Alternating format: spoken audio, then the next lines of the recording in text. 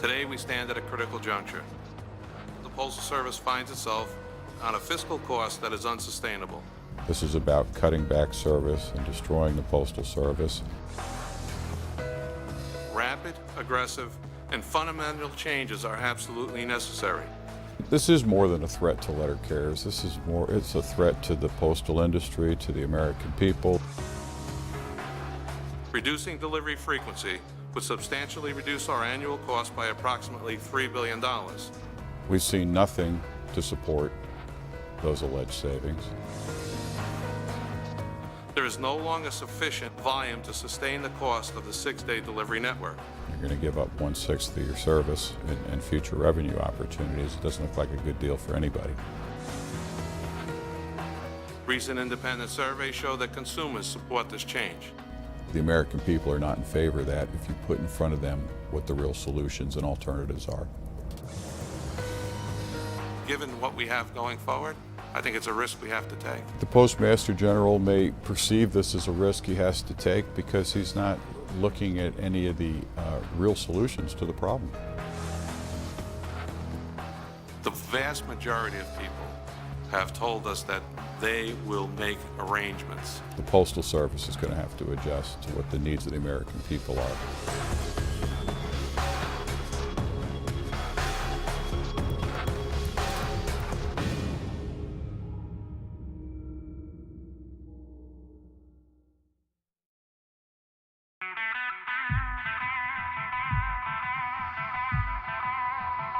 In March of 2010, in the face of declining mail volume and the worst economy in 80 years, Postmaster General John Potter issued his action plan for the future of the United States Postal Service. That plan contained a provision that would likely destroy the Postal Service as we know it: the elimination of Saturday delivery. The effects of such a reduction in service would be devastating, both for letter carriers and for the American people. The point of view that the Postal Service has taken can only go in one direction. They want to go from 6-day to 5-day, and if things are not looking too good next year, it goes to 4-day, 3, 2, 1. It's the only direction they can go in once they take this path, and we're not going there with them. When the Postal Service released its action plan, it also launched a massive and well-funded public relations campaign, complete with its own website, to sell 5-day delivery to the public and the postal workforce. Postmaster General Potter pressed his commitment to make 5-day delivery a reality. He wants you to believe that he can just steamroll this through. And the minute you believe it, the minute he will do it. We have to stand up and fight. We have to stand shoulder to shoulder, or look left and look right, because one of those people is going to be without a job. The Postal Service's website is already having a negative effect on some businesses. For example, The Economist magazine is now experimenting with alternative delivery of their magazine because they were scared off by the website and the threat of losing Saturday delivery. Wasting no time, the NALC embarked on a campaign of its own, a comprehensive strategy designed to protect 6-day delivery and to save the Postal Service from making the worst strategic blunder in its history. We have a 3-pronged strategy to save Saturday delivery. We have a media strategy where we're actively engaging reporters who are covering this issue, meeting with editorial boards, we're writing letters to the editor.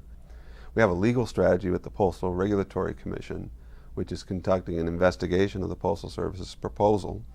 And finally, we're working with our grassroots network and our lobbyists in Washington to influence Congress to get our message to the Hill, to convince them that Saturday delivery is really important to the country and should be preserved. Eliminating Saturday delivery is a real threat. It's now. It's being considered on both sides of the Capitol and the House and the Senate. And the only way that we will continue to hold our support in Congress to stick with us is if we continue to talk to them every time we can. We've got a great legislative and political department that is certainly up to the task. We've got a great field program, a great grassroots program with our 290,000 some letter carriers around the country. Inside the Beltway, outside the Beltway. We always have 2 campaigns, and then how do you tie them together? And really the glue that sticks that all together are our state presidents and our congressional district liaisons. We rely on them a lot to make sure that we get the message from point A to point B by way of the country. We are up against it, big time. This issue is very much about us. It's about staying employed. It's about staying viable as we move forward. Our overriding goals are to help keep the Postal Service viable, help them survive this incredible crisis, but also to preserve as many good middle-class jobs as we can. And so we bring them in twice a year, the state chairs, we train them here. What makes this interesting, Senator Collins, the ranking member on the Subcommittee of Appropriations of Jurisdiction, also our ranking member on our Oversight Committee. She is extremely important right now. And thankfully, totally on our side on this one. We tee them up for what's coming that week on the Hill and then as they go home. We use our activist network to get our grassroots out there, kind of the second layer of what we do. Despite the boldness of the Postmaster General's PR campaign, the elimination of Saturday delivery can only happen by an act of Congress. He's not eliminating Saturday delivery unless Congress lets him. They have to authorize this. They don't just have to give him the green light. They have to take pen to paper, pass legislation. This appropriations bill has to be passed with the elimination of this requirement. And that's a heavy lift for him. The language that mandates six-day delivery is contained in an annual appropriations bill that must be approved by both the House and the Senate. NALC's challenge is to keep that language intact during a difficult election year for incumbents. Just remember this. The minute that language is stricken from the appropriations bill, they don't replace it with 5-day language. There's no language. There's nothing protecting a full-time workforce ever again. So Jack doesn't have to go back when he decides, you know what, it is more like 1.9 billion. Not enough. Let's go to 4-day. There goes the entire full-time workforce of the United States Postal Service gone. No protections in Congress ever again. No one can deny that the Postal Service faces serious challenges. The recession of the past 2 years affected the most mail-intensive parts of the economy the hardest, dramatically reducing mail volume. At the same time, the public's use of the internet as a substitute for first-class mail has continued to divert some volume. But while the Postal Service has lost more than $12 billion over the past 3 years, neither the bad economy nor the internet is the primary reason. This is the schedule of payments. We got $39 billion that we're on the hook for in the law. The real problem is a 2006 congressional mandate that the Postal Service massively pre-fund its future retiree health benefits, something that is not required of any other entity in the country, either public or private. That results in a requirement for the Postal Service to pay $5.5 billion a year into a fund for the next 7 years. This pre-funding would be for a 75-year liability. It would pre-fund approximately 80% of that liability, and the law dictated that it be done in a 10-year period. In addition to this onerous pre-funding requirement, the Postal Service overpaid $75 billion into the Civil Service Retirement Fund as a result of a grossly unfair calculation by the Office of Personnel Management. I often joke that the Postal Service is the most financially sound failing company in America. It has 2 fully funded pension plans. It's got a huge amount put aside for future retiree health benefits. And so comparisons with companies like General Motors, I just don't think are accurate. We don't have massive unfunded liabilities. I think if we can get Congress to do the right thing, we're going to be in very sound financial shape. The answer to the Postal Service's financial conditions is not to take letter carriers off the street. It's to give the Postal Service access to their own money. What we're asking the Congress to do is to transfer our full surplus in the CSRS into our retiree health fund. We're not asking for taxpayer money, we're just asking for our own money.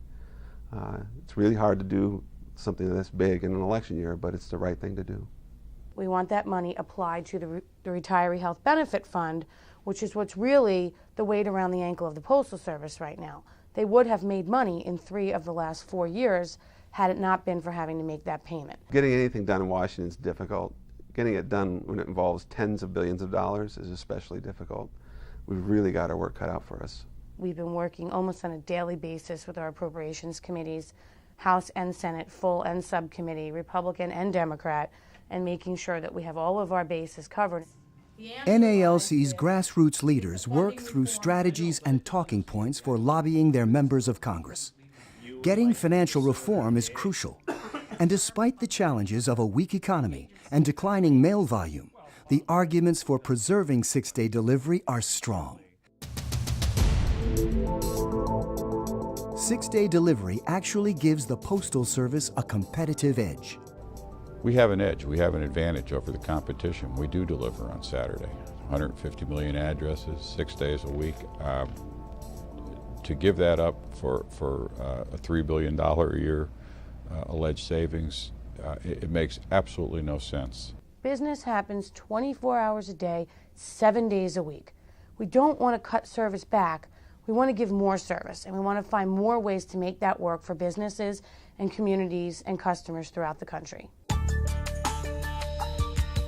The elimination of Saturday delivery will drive mailers away and will open the door to competition that will move to fill the void at a much higher price. If the Postal Service reduces service, mailers are going to walk away. They're going to push more volume out, and rates are going to go up, not down.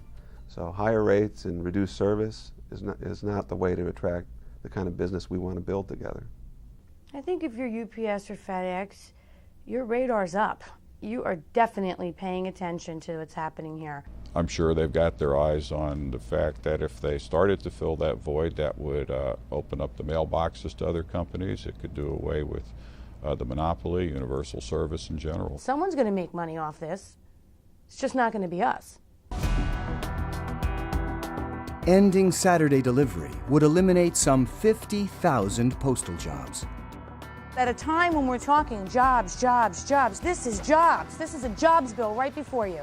These are good middle-class jobs with pensions and benefits. They're going away, and Congress is walking them out the door if they don't stand with us on this. This is a time where we need to be creating jobs, not making poor choices and giving up jobs. America's letter carriers do much more than deliver the mail.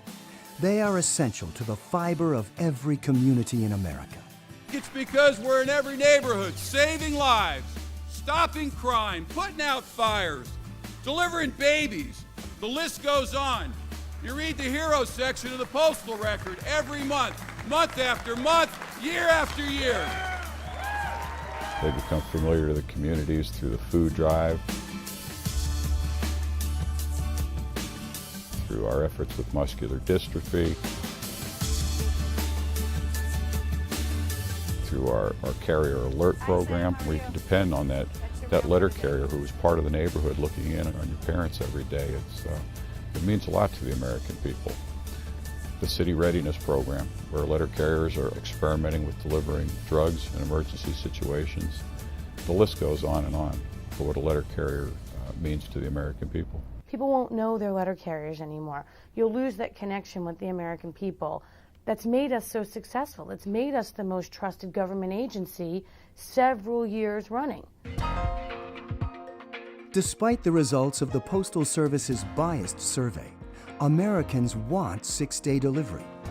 It's a service that they've grown to depend on for nearly 150 years, and it is critical to both the financial stability of business and the well-being of consumers. Seniors, small businesses, customers in rural areas, and those in economically challenged communities would be hit the hardest. If there's no mail collection between Friday night and Monday afternoon, what's going to happen to all those people who want to pay their bills over the weekend? Their credit card bills are sitting in a mailbox, they think it's paid, and when they get those big late fees from the credit card companies, how fast will they sign up for online bill paying? It's just going to push more mail out of the system. I think you have to give the American people the information of what Saturday delivery means, what it means to businesses, what it means to them, and again, give them what the other options are to resolve the issues. And people do not want to lose Saturday delivery. They don't want that letter carrier not to be in their neighborhoods on Saturday. Well, for our residents here, obviously, just as they did in the community, after they come here, they look very much toward their daily mail, and Saturday is no exception. My husband's a doctor, and he gets a lot of things that are time sensitive that he has to respond to. So it's, to delay it a whole nother day might, cause a little problem. The insurance companies look at the cars and they are supposed to pay us by the time we finish the car. Well, sometimes it doesn't get here in time for whatever reason. It is an issue, especially when we need to release a car on the weekend. In the summers, the people want to take vacations and they're counting on getting their cars, and we're all stuck. I count on Saturday service because that's the day my checks come and things like that, and it's otherwise I would have to wait for another day because I'm sure my boss wouldn't mail days earlier so that I would have them on Friday. I don't like that. It hurts the economy now too. We got to put everybody back to work that we can. E-commerce has caused a surge in residential parcel delivery, which is fast becoming a lucrative business sector for the Postal Service. But big mailers told Congress emphatically that the elimination of Saturday delivery would drive business away from the Postal Service and straight to delivery competitors. We are looking for ways to increase our business with the USPS, but eliminating Saturday delivery would cause us to significantly decrease spending in package count. This is a key point. Elimination of Saturday street delivery will cause us to shift a significant fraction, approximately a sixth, of our current USPS business to other carriers. A reduction in service delivery days would mean a reduction in individuals' ability to obtain their drugs easily and conveniently. Eliminating Saturday delivery would result in a prescription processing delay of at least one, but potentially multiple days in the case of federal holidays. I know of no business that is trying to compete by raising prices and degrading service. And yet that is precisely what the Postal Service seems to determined to do with its proposal to end Saturday delivery and to increase rates far in excess of inflation. Our Saturday for Saturday campaign involves letter carriers on their day off, out of uniform, going to visit their customers, particularly their business customers, and encouraging them to submit comments with the Postal Regulatory Commission against the proposed elimination of Saturday delivery. The PRC investigation is just an advisory opinion, but it's very important. It'll have a big impact on what Congress does in the future. Even the Postmaster General has testified on at least one occasion that, wow, if we got our money back, I wouldn't even be pursuing the elimination of Saturday delivery. If that were to happen, we wouldn't have to go to 6 to 5 days. What's the time frame for that to be decided? It's beyond me. There's no schedule. It's just... But you're saying if the $75 billion is found, you wouldn't have to cut the frequency of service? Right. We are having a difference of opinion with the Postmaster General on going to 5-day delivery. However, we're going to hold his feet to the fire on his comments before the Senate Subcommittee Appropriators that he doesn't need to go to 5 days. The first time he said it, he's actually been saying the opposite. Once we fix the financial issues through the legislation, we can start to turn our attention to some of the future revenue generation that we really need to concentrate on as we start to come out of the recession. It makes no sense for UPS, FedEx, other delivery companies to be delivering whatever they're delivering to every 50th house, 100th house, 200th house, when we're going to every house, every day. Use the Postal Service as the last mile. We're already there. Whatever needs to be delivered, we'll deliver it. Thank you very much for everything you do. NALC's grassroots activists are making headway in the fight to maintain 6-day delivery.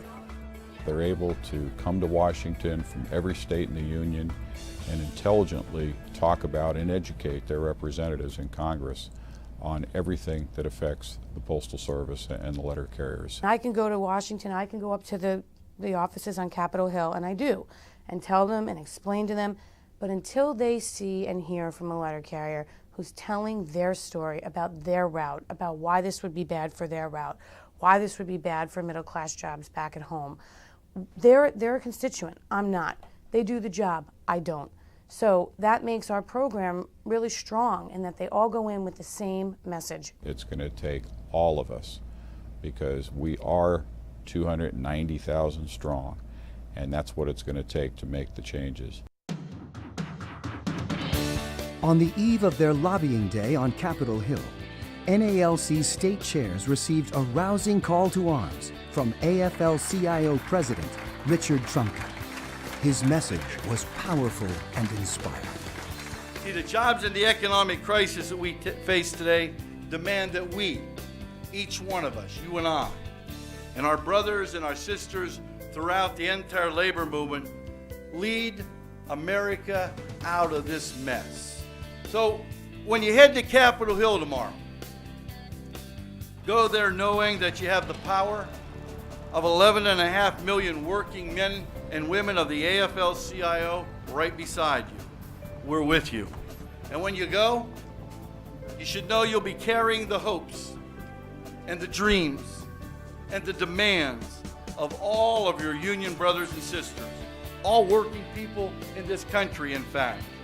You'll be speaking for all of us when you tell Congress, listen to working people like us, not the bankers who are getting million-dollar bonuses. Listen to working people like us, not the anti-government radicals who would rather strangle mail delivery than give up George Bush's tax cuts for the rich.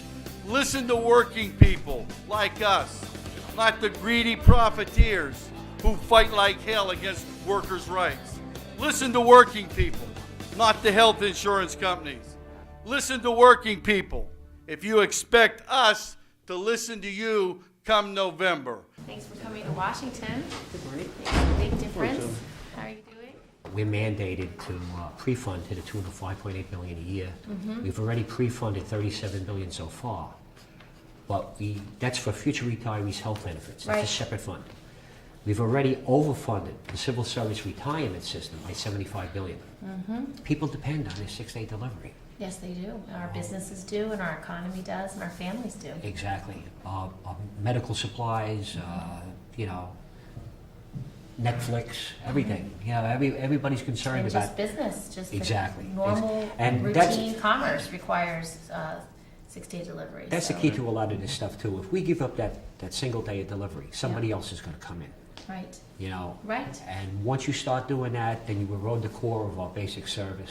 Right. And the Postal Service has proposed the elimination of Saturday collection and delivery services. We think this would be a blunder of the first order, saving very little money and risking the loss of much more revenue over time. Cutting service is not a way to strengthen the Postal Service. All right, good morning. So let's hear a progress report. Well, we've seen a huge shift in comments to the PRC since we engaged our Saturday to Saturday campaign and activated all of the members across the country.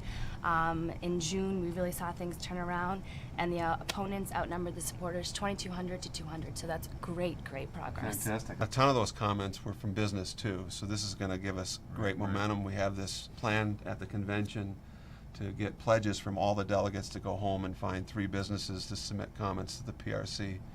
So I think we're really gaining momentum. And our lawyers are also, last week, were cross-examining the Postal Service's witnesses. And I think almost all of the NALC witness statements are ready to go to the PRC soon. We're making really good progress right now. Stephen Lynch, who's the chairman of our subcommittee in the House, introduced H.R. 5746, which is a bill that will do 2 things.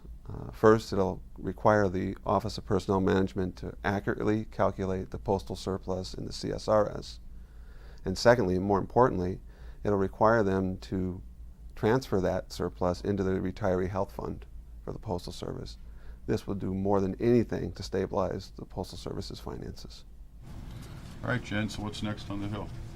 We've successfully marked up the bill in subcommittee. We're awaiting full committee action. We've also gotten over 235 co-sponsors on our resolution to save Saturday delivery. All right, well, we're going to have to keep the pressure on Congress to maintain 6-day delivery. Even if we're successful with this this year, this thing's really got the potential to become a battle year after year after year. Now, I don't know about you, but I'm sick and tired of having to defend 6-day delivery. Are you? Yeah!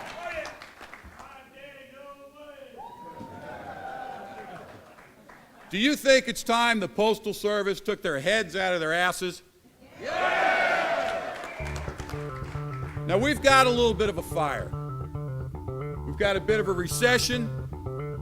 We've been losing some volume. And we need some pre-funding reform. But the Postal Service is trying to put out this fire with gasoline. Plain and simple. Letter carriers can look back at what we've done in the past. You look back 40 years ago at the strike and the risks that were taken by those letter carriers, the risks of losing their jobs, the risks of going to jail, and what they accomplished, what we have today because of that. And I think it's going to encourage every member of this union that we're going to accomplish what we need to accomplish, and we're going to do it together. And 40 years from now, people are going to look back at what we're going to do in the next few years in the same light that we look back 40 years at what those men and women, those brave men and women did for us. We will stand up. We will stand up and be proud of what it means to be a city letter carrier in every community at 150 million addresses nationwide, 6 days a week.